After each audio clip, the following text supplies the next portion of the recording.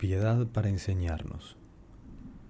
Como iluminado por la luz de un fogonazo clarividente, Plinio, cuando aún se llamaba Plinio, sentenció que con Óscar iban a morir juntos. Fue hace más de 30 años, enseguida de robarle el ramo de laureles a la loca de los jueves, un momento antes de que les dieran captura. Y así dijo Plinio cuando la penitencia era inminente. La culpa es de los dos. Si nos matan a los dos. Si nos morimos juntos, porque los laureles los robamos juntos. No terminó de emitir el discurso heroico, porque doña Cándida, la mamá de Óscar, los agarró de las orejas y los llevó en puntas de pie a pedirle disculpas a la loca, que lloraba sus tangos tristes en la misma esquina embarrada, donde cada jueves iba a vender sus ramitas de laurel mágico. Las vecinas esperaban a la loca de los jueves con ansias, porque mientras cantaba la nostalgia del tango de su voz, pasaba las hojitas de laurel con las que condimentaban el almuerzo.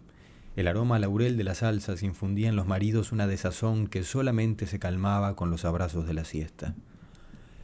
Doña Cándida estaba cansada de recibir las quejas de las mujeres del barrio, que le reclamaban que Oscarito se tiraba en la tierra bajo las hamacas de la plaza de Gomeros para espiar las bombachas de sus niñas.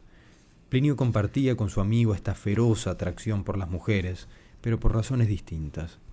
Óscar quería tener una para él. Apenas aprendió a escribir, mandaba cartitas de una línea o dos, jurando amor eterno a cambio de besos en la boca. Plinio, en cambio, sentía en el fondo de su corazón que era una de ellas, y si las investigaba era para descubrir esa diferencia que le valía las palizas de su padre cuando lo veía jugando con muñecas o probándose la ropa prohibida de su madre muerta. El padre de Plinio reparaba y vendía paraguas en una esquina de 18 de julio. Salía temprano de mañana, cargando con los petates necesarios para su oficio, y caminaba los kilómetros que iban desde el asentamiento en la periferia de Montevideo hasta su pedazo de vereda en el centro. Plinio quedaba desde siempre al cuidado de un vecino con una mano de plástico. Le decían el manco. Era un compañero de copas del padre de Plinio que le hacía el favor de cuidar a su hijo. El penúltimo que notó que algo no estaba bien fue Óscar, porque el último fue el padre de Plinio. Una tarde, Óscar llegó, como todos los días, a buscar a su amigo para merendar el café con leche que doña Cándida hacía para ambos, pero por alguna razón, encontrar a Plinio recién bañado y con el pelo oliendo a jabón de coco lo molestó. Presionó un poco a Plinio, que se negaba a soltar prenda, y en un segundo de debilidad, con la voz entrecortada por el llanto y la vergüenza, el niño contó a Óscar lo incontable. No habían cumplido aún los 7 años. Doña Cándida tomó las riendas de la situación como lo había hecho durante toda su vida de madre soltera, desde que el padre de Óscar, un marinero alemán, embarcó dejándola sola y embarazada. Esperó al padre de Plinio, y antes de que el hombre llegara a la puerta de su casa, le zampó la verdad que todo el barrio sospechaba. Era una frase fulminante. El manco agarró de mujer a tu hijo varón. El hombre se detuvo un momento. La miró como quien mira una cosa que no sabe lo que es, y entró a su casa. Todos esperaban que el paragüero buscara al manco y lo llevara a piñazos a la comisaría, pero lo que hizo fue darle una paliza a su hijo por provocar a su amigo, por no comportarse como un varón, porque a los varones no les pasaban esas cosas. La muerte del manco fue uno de mis primeros recuerdos. Era la noche del 24 de agosto, hacía muchísimo calor, aunque era pleno invierno. Las gallinas no pusieron huevos, los gallos no cantaron y los chanchos casi no se movieron en todo el día. La violencia de la tormenta empezó temprano, no había ni una sola puerta abierta ni una luz, por eso demoraron en darse cuenta de que la casa del manco ardía en llamas. El hombre salió caminando desde el centro de la Flor de Fuego, despacio y sin gritar, como aceptando el hecho de que morir quemado vivo era su justo castigo. Mi madre me alejó de la ventana, pero el resplandor del fuego que abrazó al manco en todo el trayecto, las 5 cuadras que caminó antes de morir, se coló por las rendijas de todas las casas, incluso de la mía, iluminó la habitación como si un pedazo de sol pasara frente a mi ventana. La tormenta no cedió ni un momento, pero decidió no interrumpir al hombre en su peregrinaje. Por el mismo misterio por el cual el viento no lo afectaba, el agua de lluvia no apagó las llamas de su cuerpo ni de su casa. Nadie supo el origen del incendio. Al otro día, un grupo de muchachos agarraron el cadáver del hombre y lo arrojaron al baldío, donde alimentó por 2 días a los caranchos, hasta que, por piedad o por el insoportable olor que inundó el barrio, alguien llamó a la policía y se lo llevaron.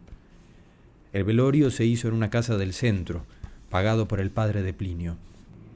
Dicen que las cuervas, dos hermanas que se ganaban la vida llorando en los funerales, fueron las únicas presentes. Llegaron de mala gana al cuarto desierto, cumplieron con su cuota de lágrimas y se marcharon temprano. A los 11 años, Plinio decidió que era una mujer y no un varón. El pito era nomás un accidente de Dios. Así se lo dijo su amigo. Óscar lo escuchó con atención, asintió con la cabeza y siguió tomando su café con leche, como si la noticia de Plinio no fuera una noticia. Mientras untaba manteca al pan viejo que le regalaban a su madre cada mañana en la panadería en la que limpiaba, preguntó con genuina curiosidad: «Decime, che, si vas a ser mujer, ¿cómo vas a llamarte?» «No sé», contestó tímido Plinio. «Podría llamarte Piedad, como se llamaba mi abuela». Antes de que terminaran de conversar, llegó doña Cándida. «Mamá, Plinio se va a llamar Piedad, como la abuela». La mujer buscó la mirada de Plinio y se encontró con sus ojos enormes y vidriosos. Le acarició el pelo con una mezcla de cariño y verdadera lástima, y le limpió la humedad de los párpados con el delantal floreado. El paragüero no dijo una palabra cuando vio a Plinio convertido en Piedad. Lo ignoró como lo había hecho desde la última paliza, el día nefasto, el día de «el manco agarró de mujer a tu hijo varón». Piedad dejó la escuela. Le habría gustado seguir, pero no podía sostener el peso del rechazo. Se empleó en un almacén chiquito, trabajaba mucho y ganaba poco. La parte favorita del día era la tardecita, cuando se encontraba con Óscar al lado de la cachimba, donde buscaban el agua para preparar la cena y charlaban hasta que los interrumpía el hambre. Piedad transitó los años de adolescencia trabajando y Óscar jugando al fútbol y descubriendo a las mujeres. Se casó temprano, casi sin querer. Dinora lo obnubiló con su hálito de sensualidad desde el primer segundo. Ella llegó al barrio junto con sus compañeros de la Facultad de Derecho. Los estudiantes iban 1 o 2 veces por año a tratar de asistir en su oficio a las zonas más carenciadas, y Dinora, aunque no sentía ninguna simpatía por la gente de ese barrio, los acompañaba para quedar bien parada frente a los profesores y para que nadie pudiera decir que ella no tenía conciencia social. Cuando Óscar la vio caminando indiferente, vistiendo una rabiosa flor naranja sobre la oreja y un escote capaz de detener un tren, tuvo que inclinarse para disimular la erección. La conquistó casi sin esfuerzo. Joven, alto, rubio y de ojos verdes como su padre, se sabía irresistible. Por ella dejó el fútbol, por ella terminó el liceo, empezó la facultad y dejó la vida de pobre. Piedad también creció. Se convirtió en una mujer con pito, bajita, delgadísima. El pelo lacio y largo acentuaba su nariz aguileña y sus dientes grandes. Siempre sonreía pese a los insultos, pese a la discriminación y a la soledad, pese a tener que vivir siendo un accidente de Dios. Dinora se encontró con Piedad en la casa de Óscar, una tarde igual a las demás. Cuando Óscar se fue del barrio a vivir en un apartamento del centro que compartía con otros estudiantes, doña Cándida empezó a buscar a Piedad para invitarla a tomar mate todas las tardes. Se sentaban en las sillas del fondo del rancho, un lugarcito lleno de flores, donde en verano vivía entre las plantas una nube de cascarudos celestes que se alborotaban con las primeras luces de la mañana y llegaban a dormir justo a la hora del mate. Allí la doña le contó sobre su único amor, el marinero alemán, que se fue prometiendo volver, que le mandó una carta por mes durante 4 años y después desapareció como si nunca hubiera existido. No sabía lo que decían las cartas porque estaban escritas en alemán. Piedad vio esas cartas atadas de a 12 con cintas de colores, sintió los latidos de las letras en las manos. Cuando Óscar entró con su novia, Piedad se levantó de la silla nerviosa, saludó a su amigo y a su mujer con un beso en la mejilla y ofreció un mate que nadie aceptó. El único que estaba relajado era Óscar, que se sentó en una de las sillas y empezó a untar manteca sobre un pedazo de pan. A Dinora le molestaba ir al barrio, pero estaba decidida a conocer a la tal Piedad de una vez por todas. Debe de haber sentido un gran alivio cuando la vio, una mujer fea y sin gracia. Pero cuando Óscar le pasó a Piedad mecánicamente, mientras hablaba con su madre, el pan que había estado untando con manteca, Dinora notó algo que ni siquiera ellos reconocían: la fuerza de su vínculo. «¿Estudiás?», le preguntó la bellísima joven a Piedad. «No», contestó tímida, «dejé hace años, no me entendían y no me adapté». En ese momento fue cuando Óscar le comentó que Piedad había nacido como Plinio. No se lo había dicho antes porque no lo tenía en cuenta, esa era la verdad. «El pito es nomás un accidente de la naturaleza», concluyó Óscar mientras aceptaba un mate. «Un accidente es que te pise un auto». Nadie dijo nada durante un momento eterno. Dinora respiraba tan fuerte que se escuchaba, tenía la mirada encendida en rabia. Ni siquiera intentó esconder sus prejuicios. Óscar la miró sin saber qué hacer, inmóvil.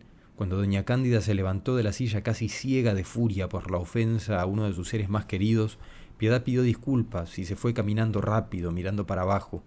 Óscar agarró a su novia del brazo y la sacó de la casa, un poco para salvarla de las garras de su madre y otro poco para poder abandonarla sin testigos, como había hecho con tantas otras mujeres.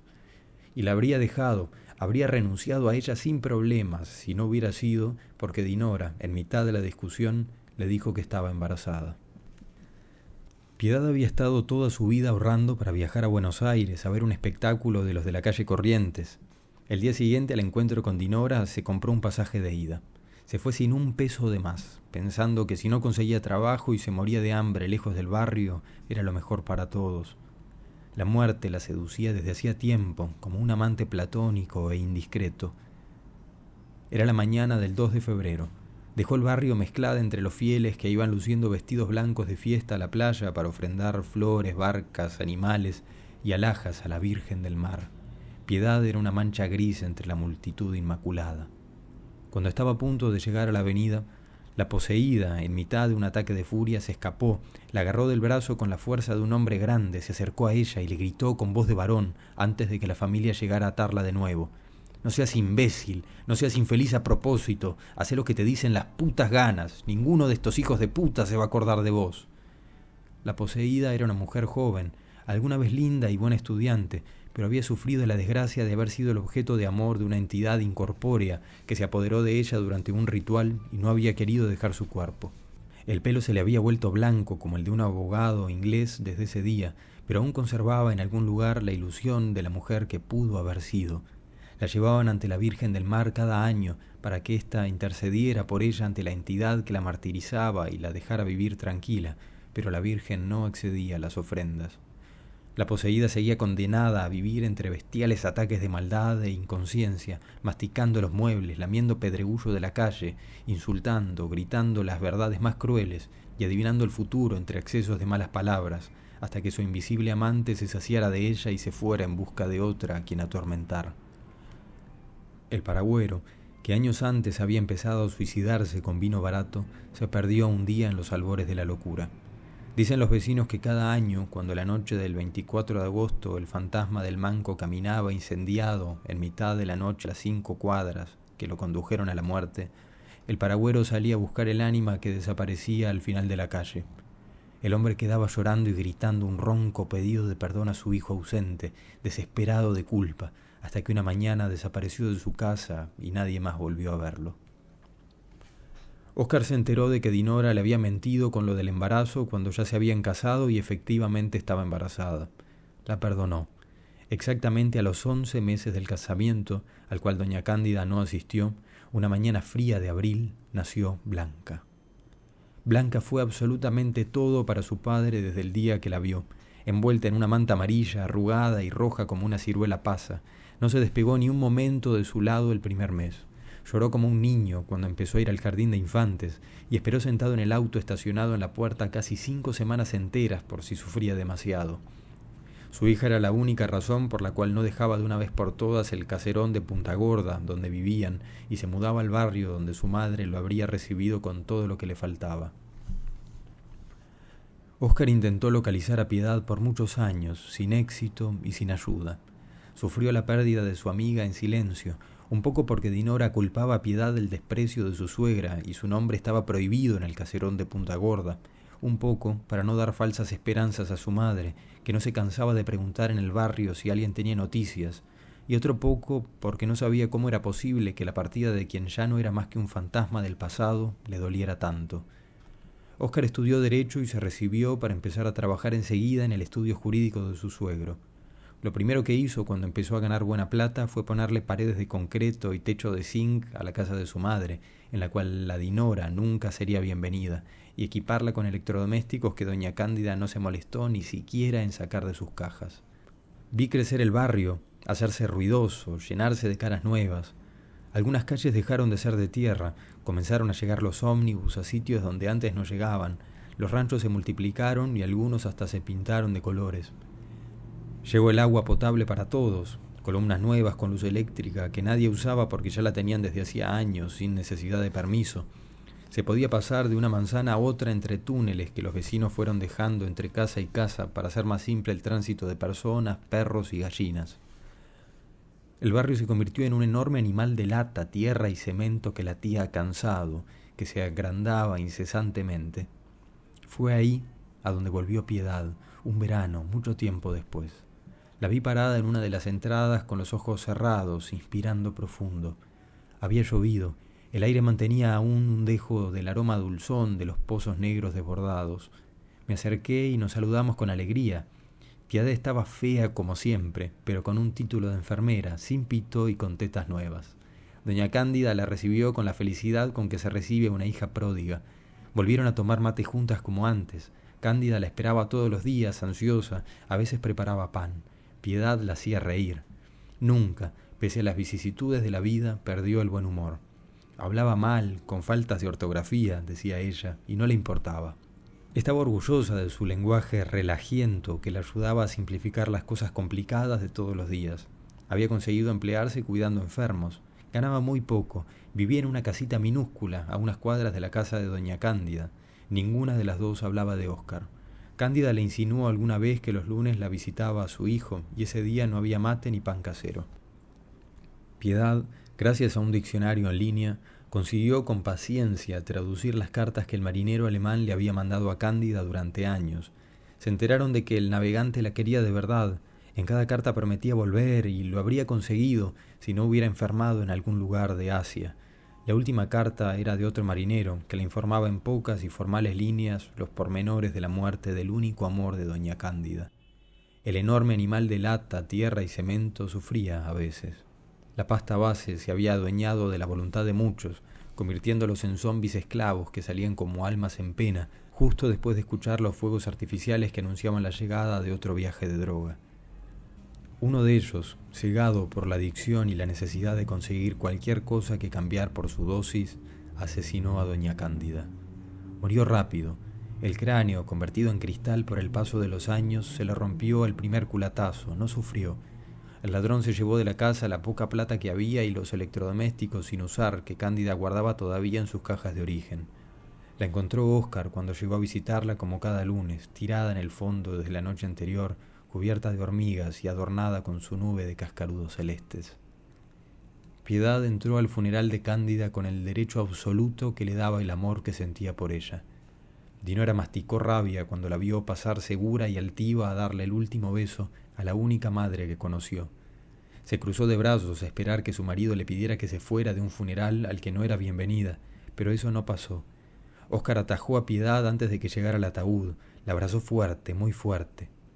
«¿Tenés tetas?», le dijo serio. «Sí, 2», contestó Piedad.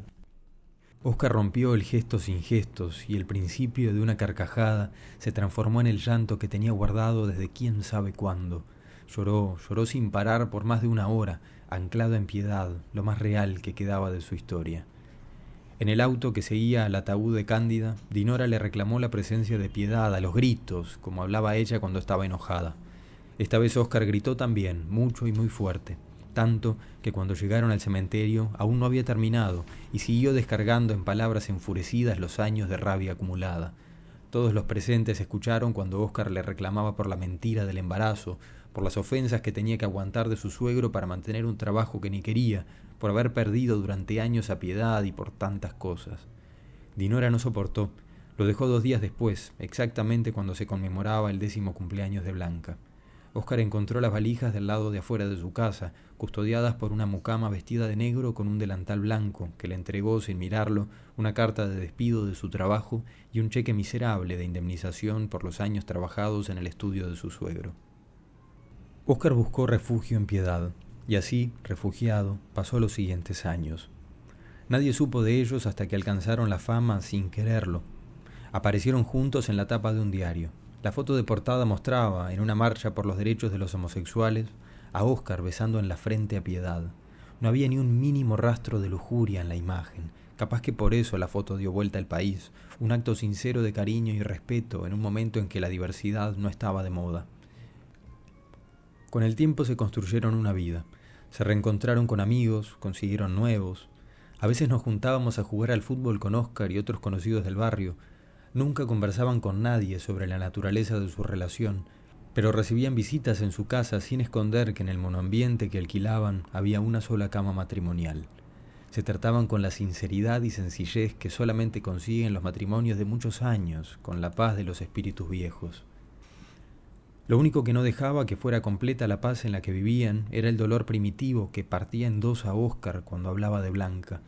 Llevaba una foto de su hija en su billetera y la mostraba cada vez que tenía oportunidad. Se le desdibujaba la mirada de orgullo y de tristeza cuando lo hacía, pero Óscar sabía que Blanca no quería verlo. Su ex-suegro lo amenazó con decirle a la niña que su padre era un degenerado y un enfermo si se atrevía a acercarse.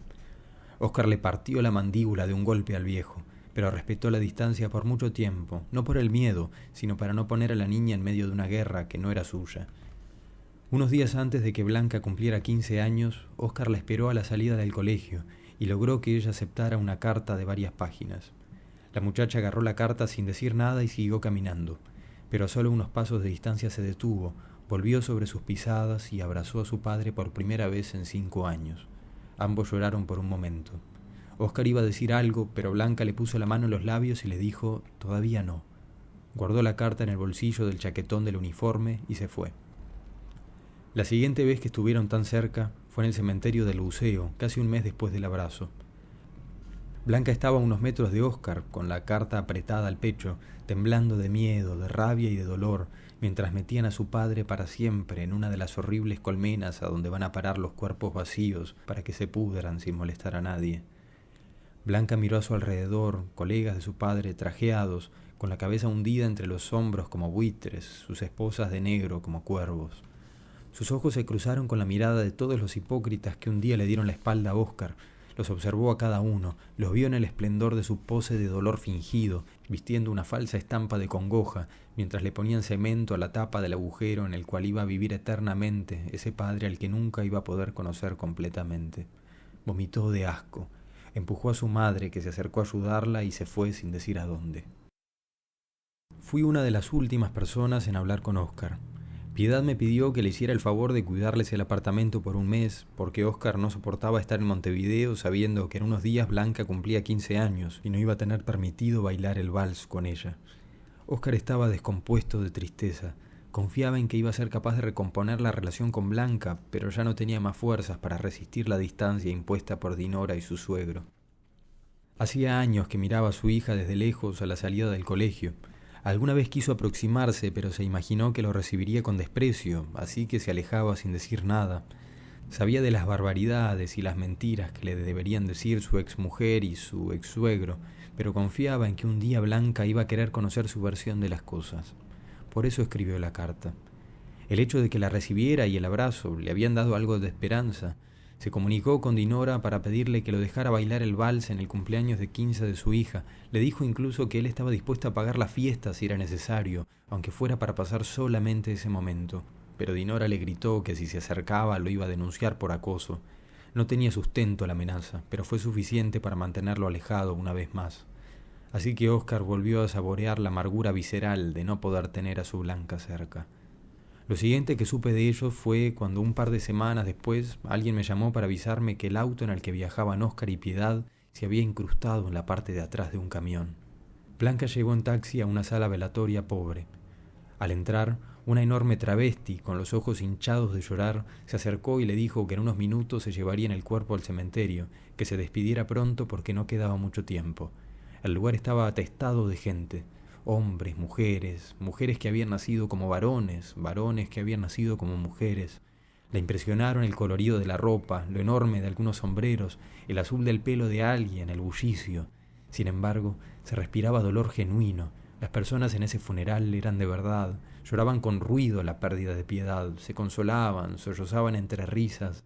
En ese momento supo que así habría querido que lloraran a su padre. La reconocí por la fotografía que Óscar siempre mostraba. Me acerqué con cautela y le ofrecí una taza de café que llevaba para ella. Blanca aceptó. Estuvimos mirándonos en silencio por un momento.